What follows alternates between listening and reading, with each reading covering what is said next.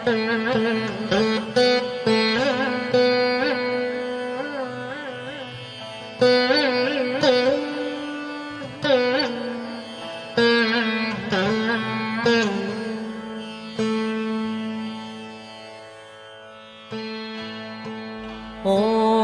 अनन्ताय नमः।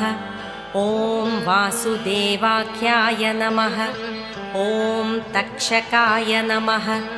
ॐ विश्वतोमुखाय नमः। ॐ कार्कोडकाय नमः। ॐ महापद्माय नमः। ॐ पद्माय नमः। ॐ शङ्खाय नमः। ॐ शिवप्रियाय नमः। ॐ धृतराष्ट्राय नमः। ॐ शङ्खपालाय नमः। ॐ गुलिकाय नमः। ॐ सर्पनायकाय नमः। ॐ इष्टदायिने नमः। ॐ नागराजाय नमः। ॐ पुराणाय नमः। ॐ पुरुषाय नमः। ॐ अनघाय नमः। ॐ विश्वरूपाय नमः। ॐ महीधारिणे नमः। ॐ कामदायिने नमः। ॐ सुरार्चिताय नमः। ॐ कुन्दप्रदाय नमः। ॐ बहुशिरसे नमः। ॐ दक्षाय नमः। ॐ दामोदराय नमः। ॐ अक्षराय नमः। ॐ गणाधिपाय नमः। ॐ महासेनाय नमः। ॐ पुण्यमूर्तये नमः। ॐ गणप्रियाय नमः। ॐ वरप्रदाय नमः। ॐ वायुभक्ष्याय नमः। ॐ विश्वधारिणे नमः। ॐ विहङ्गमाय नमः। ॐ पुत्रप्रदाय नमः। ॐ पुण्यरूपाय नमः। ॐ पन्नगेशाय नमः। ॐ विलेशाय नमः। ॐ परमेष्ठिने नमः। ॐ पशुपतये नमः। ॐ भवनाशिने नमः। ॐ बालप्रदाय नमः। ॐ दामोदराय नमः। ॐ दैत्यहन्त्रे नमः। ॐ दयारूपाय नमः। ॐ धनप्रदाय नमः। ॐ मतिदायिने नमः। ॐ महामायिने नमः। ॐ मधुवैरिणे नमः। ॐ महोरगाय नमः। ॐ भुजगेशाय नमः। ॐ भीमरूपाय नमः। ॐ भयापहृते नमः। ॐ शुक्लरूपाय नमः। ॐ शुद्धदेहाय नमः। ॐ शोकहारिणे नमः। ॐ शुभप्रदायिने नमः।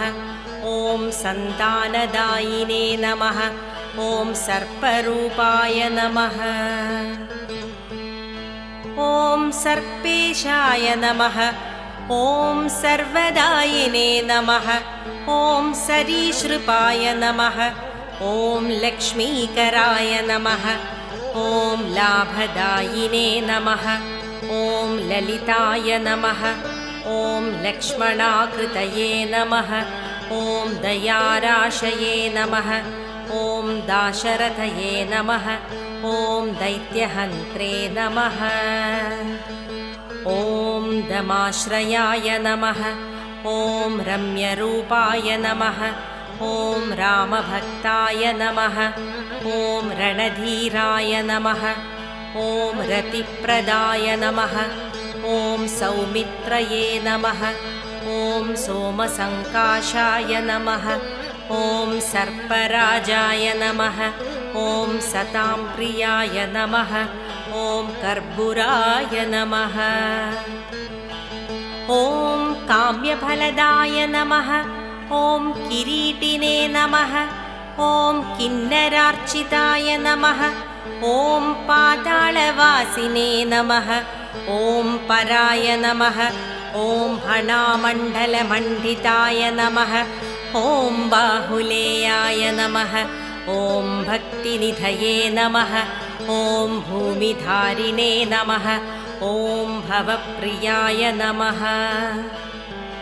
ॐ नारायणाय नमः। ॐ नागराजाय नमः। ॐ नानारूपाय नमः। ॐ नादप्रियाय नमः। ॐ काकोदराय नमः। ॐ काम्यरूपाय नमः। ॐ कल्याणाय नमः। ॐ कामिदार्थदायिने नमः। ॐ हतासुराय नमः। ॐ हल्यहीनाय नमः। ॐ हर्षदाय नमः।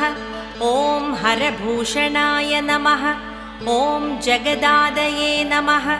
ॐ जराहीनाय नमः। ॐ जातिशून्याय नमः।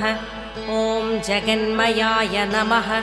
ॐ वन्ध्यात्वदोषशमनाय नमः। ॐ पुत्रपौत्रफलप्रदाय नमः। इति श्रीनागराज अष्टोत्तरशतनामावली सम्पूर्णम्।